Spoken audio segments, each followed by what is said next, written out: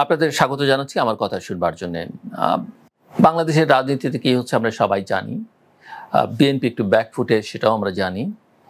এবং আমি কথা বলবার সময় সবাই মাথায় যেন রাখি যে আমি আসলে কোনো দলের সঙ্গে যুক্ত নেই, কোনো দল করবার কোনো ইচ্ছে পরিকল্পনা আমার নেই। এমপি মন্ত্রী হবার কোনো স্বপ্ন আমার ভুলেও নেই, ঘুমিয়ে তো নয়, জেগেও নেই। কিন্তু আমি একজন সাংবাদিক হিসেবে, একজন বিশ্লেষক হিসেবে, পর্যবেক্ষক হিসেবে আমি মনে করি যে বাংলাদেশের দুটো প্রধান রাজনৈতিক দল, এই দুটো দলের উপরই বাংলাদেশের জনগণ নির্ভর করে, তাদের আশা ভরসা প্রধানত এই দুটো দলকে কেন্দ্র করি এবং একই কারণে তাদের সমস্ত ক্ষোভ বিরক্তি এই দুটো দলের উপরই।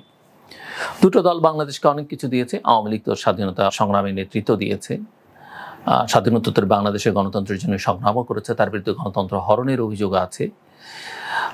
বিএনপি স্বাধীনতার অনেক পরে জন্ম নিয়েছে, তার জন্ম যে প্রক্রিয়া হয়েছে সেটা নিয়ে নানা রকমের প্রশ্ন আছে, অনেকে প্রশ্ন তোলেন প্রতিপক্ষরা, কিন্তু একই সঙ্গে অনেকে মনে করেন যে সেটি রাজনৈতিক বাস্তবতা এবং সেটি তখন জনগণের আকাঙ্ক্ষার সঙ্গে সংগতিপূর্ণ ছিল, তার জন্ম যেভাবে হয়েছে। এবং তার চেয়ে বড় কথা যে বাংলাদেশের গণতান্ত্রিক প্রক্রিয়ায় গণতন্ত্র আন্দোলনে তার ভূমিকা আছে এবং একই সঙ্গে গণতন্ত্রকে নানা সময় প্রশ্নবিদ্ধ করা ক্ষেত্রেও বিএনপির ভূমিকা আছে। বাংলাদেশের রাজনীতিবিদদের নিয়ে নানা রকমের প্রশ্ন আছে। আমাদের স্বাধীনতা যুদ্ধে গণতন্ত্রের সংগ্রামে যে সিনিয়র নেতৃবৃন্দ, তাদের প্রায় সকলেই এখন প্রয়াত, কেউ কেউ বেঁচে আছেন, তাদের অনেকেই অসুস্থ। বাংলাদেশে একটা নতুন রাজনৈতিক প্রজন্ম গড়ে উঠেছে, কিন্তু দূষিত চক্রের সঙ্গে থেকে থেকে এই তরুণরা বা যুবারা তারা খুব ভালো কিছু স্বপ্ন দেখাতে পাচ্ছেন বা সেই জায়গায় যেতে পাচ্ছেন সেটা বলা যাবে না। একই সঙ্গে দুটো দলেরই একটা বড় দুর্বলতা হচ্ছে যে দুটো দলই নেতৃত্ব বহু বছর ধরে আছে, দলের প্রধান তারা 30-40 বছর ধরে দলগুলোতে নেতৃত্ব দিচ্ছেন, কারো তাদের চ্যালেঞ্জ করবার সুযোগ নেই এবং এক ধরনের দুটো দলই অনেকে মনে করেন, অনেকে বলেন, হয়তো সবাই একমত হবেন না, একটা পারিবারিক সম্পত্তিতে পরিণত হয়েছে। এর বাইরে সাধারণ মানুষ তো দূরে থাক, দলের নেতাকর্মীরাও চিন্তা করতে পারেন না। কিন্তু এর মধ্যে কিছু কিছু ভালো মানুষ আছে, ভালো রাজনীতিক আছে, মানুষ তাদেরকে ঘিরে আশা করতে পারে, অবশ্যই শীর্ষ নেতৃত্বকে চ্যালেঞ্জ করে নয়। গত কিছুদিন ধরে বিভিন্ন সোশ্যাল মিডিয়াতে একটা আলোচনা হচ্ছে যে বিএনপির মহাসচিব মির্জা ফখরুল ইসলাম আলমগীর পদত্যাগ করতে পারেন বা তাকে সরিয়ে দেওয়া হতে পারে। সে জায়গায় অনেকগুলো নাম সোশ্যাল মিডিয়াতে আসছে, কোনো কোনো অনলাইন নিউজ পোর্টালও আসছে যেগুলো খুব অথেন্টিক নয় এবং কোথাও কোথাও একথাও বলা হচ্ছে যে কর্নেল অলি আহমেদ, যিনি একসময় বিএনপি স্থায়ী কমিটির সদস্য ছিলেন, বিএনপি সরকারের মন্ত্রী ছিলেন, তিনিও দলের মহাসচিব হতে পারেন। এবং অনেকের স্মরণ থাকবার কথা যে কর্নেল অলি আহমেদ বিএনপির সমালোচনা করে, বিএনপির এখন যিনি অ্যাক্টিং চেয়ারম্যান তার সমালোচনা করে, বিএনপি চেয়ারপারসনের সমালোচনা করে দল থেকে বেরিয়ে গিয়ে আলাদা দল গঠন করেছিলেন এবং তীব্র কঠোর সমালোচনা করেছিলেন তিনি। আমার প্রশ্ন হচ্ছে যে মির্জা ফখরুল ইসলাম আলমগীরকে নিয়ে একটা কেন এই প্রশ্ন। আমি ওনাকে ব্যক্তিগতভাবে অবশ্যই চিনি এবং অন্য রাজনীতিবিদদেরও যেমন চিনি, খুব বেশি কাছ থেকে দেখার সুযোগ আছে এমনটা বলবো না, কিন্তু রাজনীতির ছাত্র হিসেবে, সাংবাদিক হিসেবে পেশাগত স্বার্থে চেনা এবং বোঝারও চেষ্টা করেছি। কারো কারো মনে থাকবার কথা যে বিএনপি যখন ক্ষমতায় ছিল তখন ওয়ার্ল্ড ব্যাংকের একটা ইন্টারনাল রিপোর্টে বেরিয়েছিল যে বিএনপি সরকারের 8 জন মন্ত্রী হচ্ছেন সৎ। যে 8 জন মন্ত্রীকে তারা আইডেন্টিফাই করেছিল সৎ হিসেবে, মির্জা ফখরুল ইসলাম আলমগীর তাদের একজন। মির্জা ফখরুল ইসলাম আলমগীরকে সবাই পছন্দ করেন, এমনকি আমি শিওর যে আওয়ামী লীগের নেতৃবৃন্দ, আওয়ামী লীগের কর্মীরাও তাকে পছন্দ করেন। যদিও নেতারা বক্তব্য রাখার সময় অনেক সময় মির্জা ফখরুল ইসলাম আলমগীরকে কেন্দ্র করে বক্তব্য রাখতে হয়, কেন ফিল্ডে তিনিই আসলে নেতা, সে কারণে তার বিরুদ্ধেও তাদের কথাবার্তা বলতে হয়, কিন্তু ব্যক্তিগতভাবে পছন্দ করেন। স্মরণ থাকবার কথা 2018 সালের নির্বাচনের আগে প্রধানমন্ত্রী শেখ হাসিনা যে সংলাপের জন্য বিএনপিকে এবং বিএনপির অ্যালাইজদের ডেকে নিয়েছিলেন, সংলাপে বসছিলেন, সেই সংলাপেও কিন্তু মির্জা ফখরুল ইসলাম আলমগীরের স্বাস্থ্যের খোঁজখবর প্রধানমন্ত্রী নিয়েছিলেন, তাকে তার চিকিৎসার ব্যবস্থা করবার কথা বলেছিলেন যদিও শেষ পর্যন্ত সেগুলো কিছু হয়নি, তার জন্য আলাদা খাবারের সেই অনুষ্ঠানে ব্যবহার করা হচ্ছিল, কিন্তু হয়নি। কিন্তু তিনি যে একজন সজ্জন, তার যে টেক কেয়ার করা উচিত সেটা কিন্তু প্রধানমন্ত্রী জানেন, এবং সে প্রধানমন্ত্রী সেটা করেছিলেন।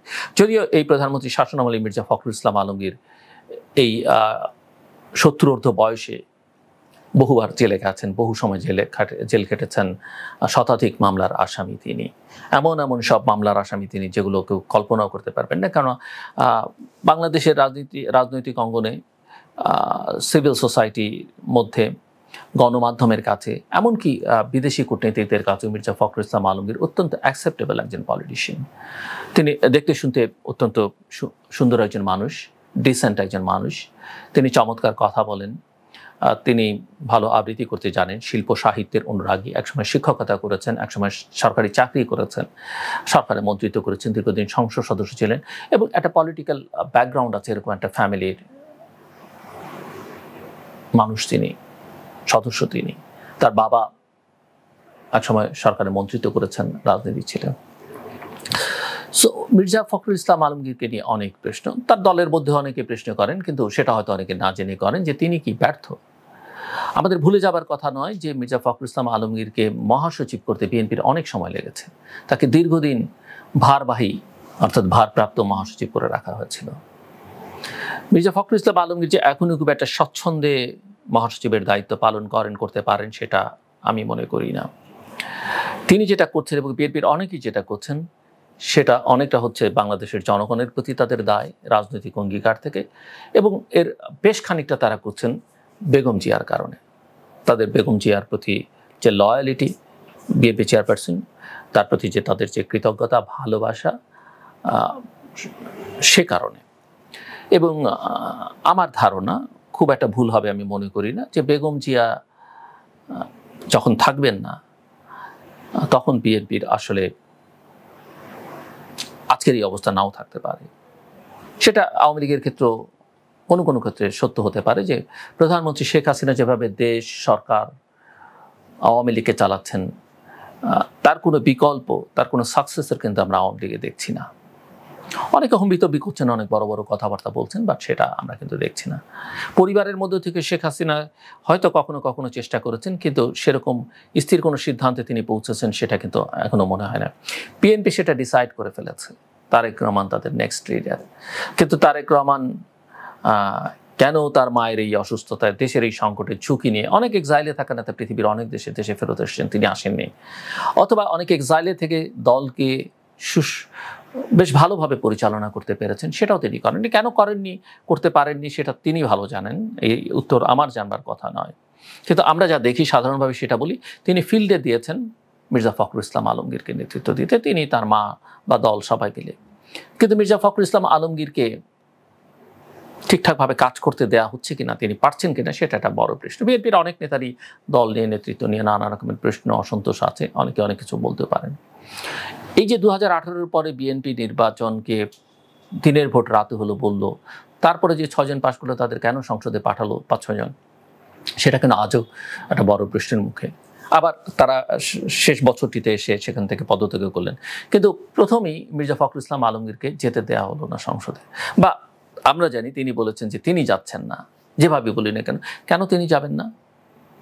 তিনি গেলে দলের পজিশন সংসদে আরও ভালো হতো, আর না গেলে, তবে যাওয়ার চেতে না যাওয়া ভালো ছিল, কিন্তু কেউ যদি সংসদে না যেতেন, কে সিদ্ধান্ত নিল, এই প্রশ্ন কিন্তু আছে জনমনে, করিডোরে এই প্রশ্ন আছে। মির্জা ফখরুল ইসলাম, আমি একজন সাংবাদিক হিসেবে খোঁজ খবর নিয়ে জানি যে 28 অক্টোবরের যেটাকে ব্যর্থতা বলা হচ্ছে, অনেকেই এটা মনে করেন যে এই ঘটনাগুলো 28 অক্টোবরের যে পরিস্থিতিটা সরকার তৈরি করেছে, কিন্তু বিএনপির দিক থেকে তো ব্যর্থতাটা মানতে হবে খানিকটা, যে বিএনপি আসলে 70 মিনিটও, কারো ভাষায় 7 মিনিট রাস্তায় দাঁড়িয়ে থাকতে পারেনি। এত বড় একটা দল এত বড় আন্দোলন করছে, বলছে, এত বড় সমাবেশ তারা করলো, র্যালি করলো, তারা কেন পারলো না? এর আগের সমাবেশ যেটা করেছিল তারা গোলাপবাগে, তার পরের দিন কর্মসূচি দিয়ে লক্ষ মানুষের সমাবেশ শেষে পরের দিন 200-400-500 লোককে বিভিন্ন জায়গায় তারা দাঁড় করাতে পারলো না। এই ব্যর্থতাগুলো কেন? আমার সূত্র বলছে যে 28 অক্টোবরের কর্মসূচির কোঅর্ডিনেশনের দায়িত্ব মির্জা ফখরুল ইসলাম আলমগীরের হাতে ছিল না, অন্য কাউকে দেওয়া হচ্ছে, সেটা ঘোষণা দিয়ে হোক বা অঘোষিতভাবে হোক। যাকে দেয়া হচ্ছে তিনি আবার দেশে থাকেন না। আমি টেমস নদীর পাড়ে যে নেতা আছেন, মূল নেতা, তার কথা বলছি না, স্থায়ী কমিটির একজন সদস্য, তিনি আছেন অন্য দেশে। এবং আমাদের সূত্র বলে যে স্ট্যান্ডিং কমিটির বিভিন্ন মিটিংয়ে মহাসচিব সহ বেশ কিছু সম্মানীয় নেতাকে ওই নেতা প্রায়শই অসম্মান করে কথাবার্তা বলেন। তিনি এমন সব অবান্তর প্রশ্ন তোলেন যেগুলো আসলে যারা মাঠে কষ্ট করছেন, জেল খাটছেন, তাদেরকে আহত করে। এখন প্রশ্ন হচ্ছে যে উনিও তো গুম হয়ে গিয়েছিলেন, পরে অবশ্য আবিষ্কৃত হন, তারপরে তিনি ভারতে আছেন, কিভাবে আছেন, সেখান থেকে কিভাবে রাজনৈতিক কর্মকাণ্ডে যুক্ত হন, ভার্চুয়ালি যদিও, সেই প্রশ্ন কিন্তু তোলাই যায়। এবং ধারণা করা হয়, অনেকে মনে করেন তিনি নেক্সট মহাসচিব হবেন। কিন্তু আমি জানি যে প্রচুর ডিপ্লোম্যাটসরা, ফরেন ডিপ্লোম্যাটসরা, বিশেষ করে ওয়েস্টার্ন ডিপ্লোম্যাটসরা তাকে খুব একটা, ওই ব্যক্তিটি তাদের গুডবুকে নেই, কারণ তিনি সন্দেহভাজনদের তালিকায় একজন। বিএনপির এরকম অনেক নেতা আছে, স্থায়ী কমিটিতে আছেন, কেন্দ্রীয় নির্বাহী কমিটিতে আছেন, যারা বিভিন্ন পশ্চিমা ডিপ্লোম্যাটদের সঙ্গে মিটিং করেন প্রায়শই, কিন্তু দল যাকে পাঠায় তার সঙ্গে তো আপনাকে আমাকে কথা বলতে হবে বা ডিপ্লোম্যাটদের কথা বলতে হবে। কিন্তু আমি, আপনি বা ওই ডিপ্লোম্যাটরা তাদেরকে পছন্দ করছে কিনা, তাদের উপরে আস্থা রাখতে পারছে কিনা, বিশ্বাস করছে কিনা, ওপেন মাইন্ডে কথাবার্তা বলতে পারছে কিনা, সেটা কিন্তু বিবেচনার দাবি রাখে। কারণ আমি যতদূর জানি যে অনেকের সম্পর্কেই কিন্তু এক ধরনের নেতিবাচক মনোভাব রয়েছে, কিন্তু তারা কথা বলেন হেসে ডিপ্লোম্যাটদের হাসি কিন্তু বোঝার জন্য এক ধরনের সক্ষমতা লাগে, তাদের রাক্ষোভ বোঝার জন্য এক ধরনের সক্ষমতা লাগে।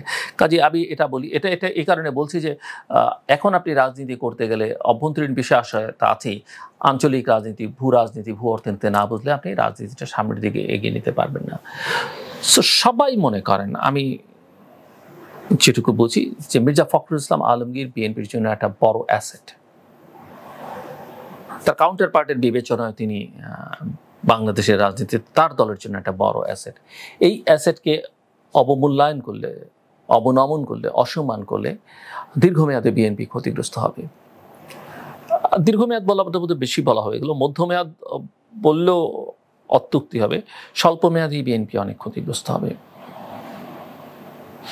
মির্জা ফখরুল ইসলাম আলমগীরকে আমি যতদূর জানি বুঝি বিভিন্ন সোর্সে, তিনি কোনো ধরনের ষড়যন্ত্রের সঙ্গে যুক্ত নয়। তিনি তার দলের নেতৃত্বের প্রতি অনেক লয়াল, এবং এই লয়ালিটি নিয়ে আবার অনেকের প্রশ্ন তোলে নেই। সেই প্রশ্ন যে অনেক সময় যৌক্তিক, যে তারা তো রাজনীতি করেন, তারা কেন এত লয়াল থাকবেন, তারা কেন ঠিক কর্মকর্তা কর্মচারীদের মতো আচরণ করবেন। রাজনীতিবিদরা ইন্ডিপেন্ডেন্ট কথাবার্তা বলবেন, ইন্ডিপেন্ডেন্ট থিঙ্কিং তাদের থাকবে, তারা নেতৃত্বকে অনেক সময় নেতৃত্বের ডিসিশনকে চ্যালেঞ্জ করবেন। কিন্তু বাংলাদেশে দুঃখজনক হলে সত্য, প্রধান দুটো দলের কোনটাতেই সেটা হয় না, এবং সেই সুযোগ নেই। এবং এটাও আসলে দলগুলোর জন্য অনেক ক্ষতিকর। আওয়ামী লীগ এটা বোঝা যায় না, তারা ক্ষমতায় আছে, দেশ চলছে, দল চলছে, অনেকেই বলেন প্রশাসন, বিভিন্ন এজেন্সি, আইনশৃঙ্খলা রক্ষাকারী বাহিনী দিয়ে দল কিন্তু ধীরে ধীরে ক্ষতিগ্রস্ত হচ্ছে। বিএনপি তো হয়েছেই। কিন্তু আসলে আমরা যদি গণতন্ত্র চাই, গণতন্ত্রকে শক্তিশালী করতে চাই, রাজনীতিতে মির্জা ফখরুল ইসলাম আলমগীরের মতো আওয়ামী লীগের এরকম নেতা হয়তো আছেন, তাদেরকে সামনে নিয়ে আসতে হবে, তাদেরকে আরও এম্পাওয়ার করতে হবে, এবং রাজনীতিবিদদের শক্তিশালী করতে হবে, রাজনৈতিক দলগুলোকে শক্তিশালী করতে হবে। তাহলেই আসলে গণতন্ত্রকে শক্তিশালী করা সম্ভব। আমার কথা শুনবার জন্য আপনাদের অসংখ্য ধন্যবাদ, আপনাদের সবার জন্য শুভকামনা।